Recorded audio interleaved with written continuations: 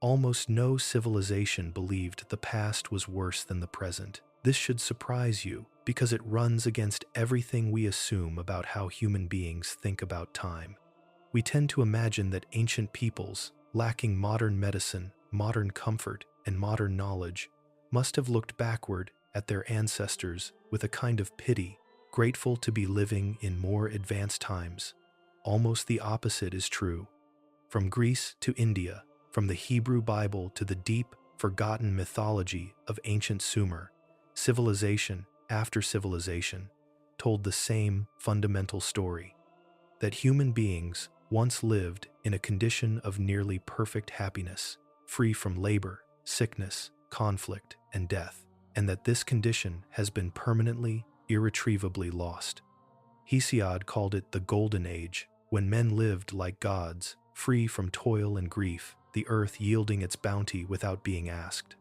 Genesis called it Eden, a garden where the first humans walked with God in the cool of the evening and knew neither shame nor death.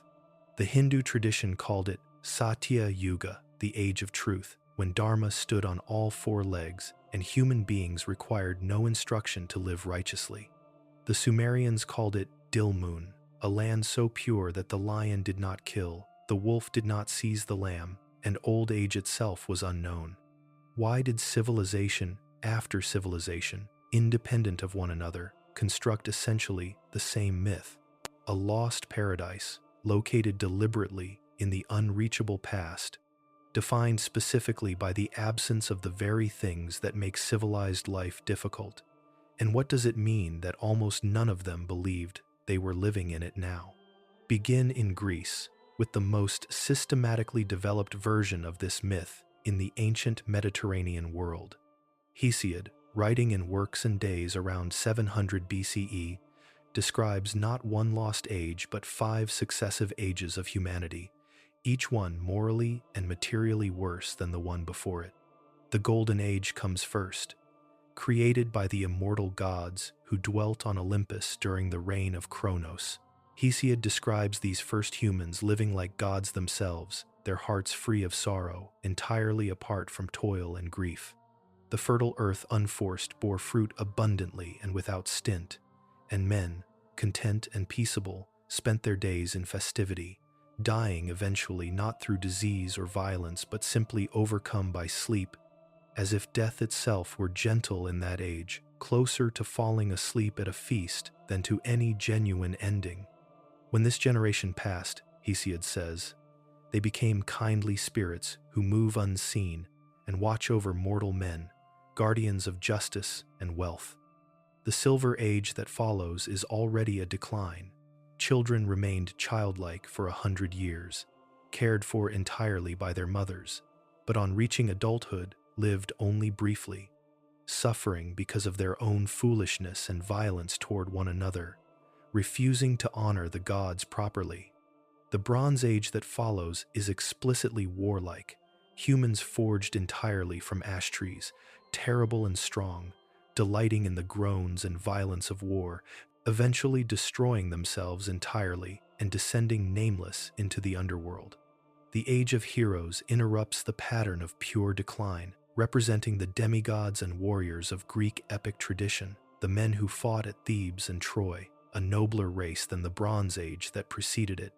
though still ultimately fated to die in war, with the survivors sent by Zeus to dwell at the ends of the earth, in the Isles of the Blessed. And finally, Hesiod arrives at his own time, the Iron Age, which he describes with unmistakable bitterness and personal grievance, an age of unceasing toil and sorrow, where the bonds of respect between parent and child, host and guest, brother and brother, have all broken down, where might makes right, where the wicked will harm the worthy man with crooked accusations, and where Hesiod predicts the situation will only continue to worsen until eventually Eidos and Nemesis, the spirits of shame and righteous indignation, abandon the earth entirely, leaving humanity with no defense at all against evil. What is significant about the Hesiodic structure is its explicit linkage between metallic value and moral value: gold, silver, bronze. and iron decline in exactly the sequence you would expect from a culture that mined and worked these materials and understood their relative durability, hardness, and worth, mapping a hierarchy of literal material value directly onto a hierarchy of moral and spiritual value, so that the myth's very metaphor announces, before a single detail is given, exactly how degraded the present moment must be understood to be. In the Hebrew tradition, the lost paradise takes a more theologically precise and consequential form because Eden is not merely a nostalgic golden age but the specific narrative hinge on which the entire subsequent history of humanity's relationship with the divine turns. Genesis describes a garden planted by God in Eden, containing every tree pleasant to the sight and good for food, watered by a river that divided into 4 great rivers flowing out to the wider world, in which the first man and woman lived, in a state the text describes with a single, devastating detail. They were both naked and were not ashamed. This absence of shame is the theological center of the entire myth, because shame, in the Genesis narrative, is not an emotion. Humans are simply born without and later develop. It is the specific consequence of the fall, the direct evidence that something fundamental has changed in the structure of human consciousness itself. Before eating from the tree of the knowledge of good and evil, the humans possess an unself-conscious innocence that Genesis frames as a kind of complete, unbroken relationship with reality itself, unmediated by self-judgment. After eating the fruit, their eyes are opened, they immediately perceive their own nakedness, and they attempt to hide both their bodies and themselves from God, a threefold rupture. Simultaneously psychological, social, and directly relational, occurring in a single moment. The expulsion that follows is described in terms of specific permanent curses. The woman will experience pain in childbirth and will be subject to her husband's rule, and the man will eat his bread only through painful toil, laboring against thorns and thistles in ground that is now explicitly cursed because of him, until he returns to the dust from which he was formed. This is a myth that locates the origin of humanity's most fundamental difficulties: physical labor, the pain of childbirth, mortality itself, not in the basic structure of the material world, but in a single, specific, datable act of disobedience, meaning that the world's difficulty is not natural but consequential, not simply how reality happens to be, but a direct,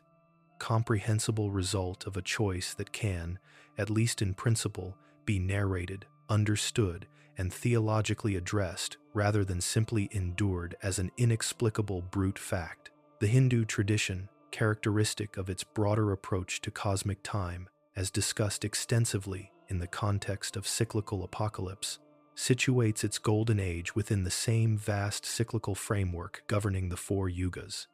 Satya Yuga, sometimes called Krita Yuga, the first and longest of the 4 ages, is described across Puranic literature as a time when dharma, the fundamental moral and cosmic order, stood complete on all 4 legs,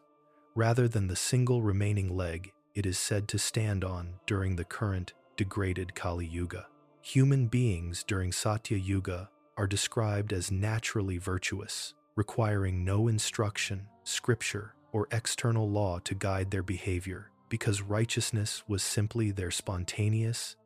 unforced nature. There was no need for the elaborate systems of ritual, caste obligation, and legal codification that later ages required, precisely because human moral capacity had degraded to the point where such external scaffolding became necessary. Physical existence during this age is described as similarly untroubled. Human lifespans extended for many thousands of years, disease was unknown, and the earth provided abundance without demanding the difficult agricultural labor later ages required. What distinguishes the Hindu framework most sharply from the Greek and Hebrew versions is the complete absence of any single decisive event causing the decline. There is no fall, no specific act of disobedience, no primal transgression that ruptures a previously stable perfection. The decline from Satya Yuga through Treta, Dvapara, And finally, Kali Yuga is understood as the simple, built-in, structural unfolding of cosmic time itself, exactly the way a day inevitably moves from bright noon toward darkening evening without requiring any specific cause beyond the ordinary passage of time. This reflects, once again, the profound difference between linear and cyclical cosmological structures, where Genesis needs a villain, a specific serpent, and a specific choice. To explain why paradise was lost, Hindu cosmology needs nothing more than the acknowledgement that all cyclical processes move through phases of greater and lesser vitality, the way the moon waxes and inevitably wanes, without any particular phase requiring a moral culprit to explain its arrival. In ancient Mesopotamia, centuries before either the Hesiodic or Hebrew traditions reached their developed literary forms, the Sumerians described their own lost paradise in the mythological land of Dilmun, most fully preserved in the text known as Enki and Ninhursag. Dilmun is described in terms strikingly close to Eden's own imagery, a land that is pure, clean, and bright, where the raven does not croak, the lion does not kill, the wolf does not snatch the lamb, the dog does not know how to make kids curl up, and where old age, sickness, and the specific afflictions of aging, including, in a detail of startling physical specificity, headache, are entirely unknown. The one thing Dilmun originally lacked, according to the text, was fresh water, until the god Enki orders the sun god Utu to bring sweet water up from the earth, transforming Dilmun into a genuinely fertile paradise, its granaries filled and its irrigated fields yielding grain without the back-breaking labor that Mesopotamian farmers, living along the genuinely unpredictable and demanding Tigris and Euphrates, understood all too intimately from their own daily lives. What follows in the myth, however, is not a story of loss through disobedience in the Hebrew pattern, but a considerably stranger sequence involving Enki eating 8 plants grown by the goddess Ninhursag, becoming ill as a result, cursed by Ninhursag in his sickness, and eventually healed when Ninhursag creates 8 healing deities, one for each part of Enki's body that had fallen ill, including a goddess named Ninti, whose name means both Lady of the Rib and Lady of Life simultaneously, a wordplay many scholars have connected to the later Genesis account of Eve's own creation from Adam's rib, suggesting a possible line of influence or, at minimum, a shared regional mythological vocabulary running beneath both the Sumerian and Hebrew paradise narratives, composed in the same broader Mesopotamian cultural world, separated by well over 1,000 years. The Chinese tradition offers a version of the Golden Age noticeably different in emphasis from the Greek, Hebrew, Hindu, and Sumerian versions surveyed so far, because it locates paradise not primarily in a place or a specific cosmic age, but in the reigns of specific, semi-legendary sage emperors, particularly Yao, Shun, and the earlier culture-bringing figures already discussed in relation to the acquisition of fire and agriculture. The Confucian tradition, especially, idealizes the reigns of Yao and Shun as a golden age of perfect governance, in which rulers governed through virtue rather than force, selected their successors based purely on demonstrated moral merit rather than hereditary right, Yao famously passing the throne to Shun, an unrelated commoner of exceptional character, rather than to his own son, and presided over a society in harmony with both human moral order and the natural cosmic order simultaneously. Confucius himself, writing many centuries after the supposed reigns of these sage kings, explicitly held them up as the standard against which his own troubled era, the spring and autumn period of constant warfare between rival states, should be measured and found wanting, making the Confucian Golden Age myth function explicitly and directly as political and ethical critique rather than simply nostalgic story. The myth exists specifically to indict the present by holding up an idealized, virtue-governed past as the standard the present has catastrophically failed to maintain. In Mesoamerica, the Aztec tradition folds its golden age directly into the cyclical cosmology of the five suns already examined in relation to apocalyptic myth, but attaches a specifically nostalgic golden age to a particular historical mythological civilization rather than to the current cosmic era itself. The Toltecs, whose legendary capital of Tollan was remembered by the Aztecs, who arrived in central Mexico centuries after the historical Toltec civilization had already declined, as a golden age of extraordinary craftsmanship, wisdom, and abundance, presided over by the god-king Quetzalcoatl in his human incarnation as the priest-ruler Topiltzin. Aztec accounts, recorded generations later in sources including the Florentine Codex, describe Tollan under Quetzalcoatl's rule in terms of almost impossible material abundance. Cotton grew already dyed in every color, without requiring human dye work. Ears of maize grew as large as a man's forearm. Squashes were as wide as a man could stretch his arms. And the Toltecs were unmatched artisans in every craft, feathercraft, stone cutting, and above all, in their sophisticated command of astronomy, writing, and the calendar. This golden age, crucially, ends specifically through the machinations of the god Tezcatlipoca, who tricks the ascetic, disciplined Quetzalcoatl into drunkenness and, in some versions, incest with his own sister, shattering his purity and driving him from Tollan in shame toward the eastern sea, where he either burns himself into the planet Venus or sails away on a raft of serpents, promising to return one day. What is significant about the Aztec version is its unusual historical concreteness compared to the Greek, Hebrew, and Hindu accounts. Tollan and the Toltecs were understood by the Aztecs not as a purely mythological prehistoric age, but as a genuinely prior civilization, whose ruins Aztec pilgrims are known to have actually visited and venerated,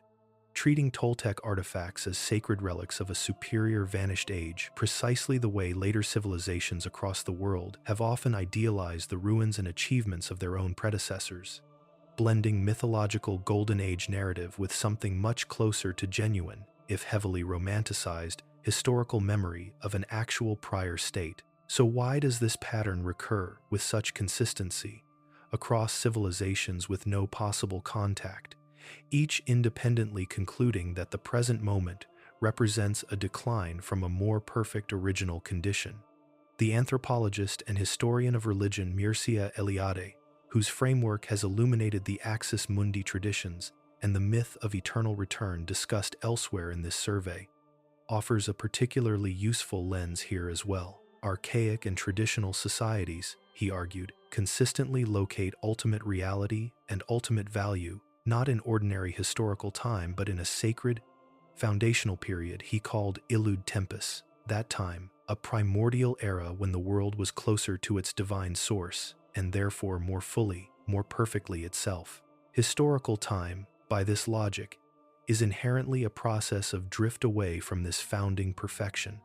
an accumulation of contingency, compromise, and moral erosion that necessarily separates the present ever further from the pure conditions of the beginning. Every ritual, in Eliade's framework, is at least partly an attempt to briefly restore contact with Illud Tempus, to step outside ordinary degraded time and touch, however, momentarily, the original perfected condition the myth insists once genuinely existed. But there is a psychological dimension to this pattern that operates independently of any specific theological framework, and it may be the more fundamental explanation. Human memory itself, both individual and collective, systematically idealizes childhood and origins. Individual human beings very commonly experience their own early childhood, however inaccurately remembered, as a period of comparative safety, provision, and freedom from responsibility, prior to the introduction of labor, complex social obligation, and the awareness of mortality that adulthood inevitably brings. It is entirely possible that the Golden Age myth, replicated with such consistency across unconnected civilizations, is in part a civilizational scale projection of this individual developmental pattern, just as every person's own remembered infancy feels, however falsely, like a lost paradise of unearned care compared to the effortful burdens of adult life. Every civilization looking backward at its own origins, real or imagined, constructs a comparable narrative of collective infancy, a time before the burdens of labor, law, and mortality had to be earned and endured. And there is a final function this myth performs that deserves particular attention, because it operates identically whether the specific civilization blamed a serpent, a drift of cosmic time, a trickster god's manipulation, or simply the passage of the ages. The Golden Age myth locates the source of present difficulty outside of present choice. Whatever is wrong now, labor, disease, injustice, conflict, is wrong because something was lost, not because something is being actively, currently done incorrectly by the people telling the story. This can function as consolation, explaining suffering without assigning it directly to anyone currently living, but it can equally function as a permanent, unpayable debt hanging over the present, an implicit reminder that no matter how well the current age manages its own affairs, it remains structurally, definitionally inferior to an original condition it can admire, mourn, and occasionally ritually gesture toward, but never actually recover. Hesiod's Iron Age farmer, the Genesis laborer sweating over cursed ground, the Kali Yuga devotee watching dharma totter on its single remaining leg, and the Aztec pilgrim standing reverently among Toltec ruins are all, in the end, performing the same fundamentally human act, measuring an imperfect, difficult present against a story of a better beginning, and finding, as every civilization that ever told this story eventually found,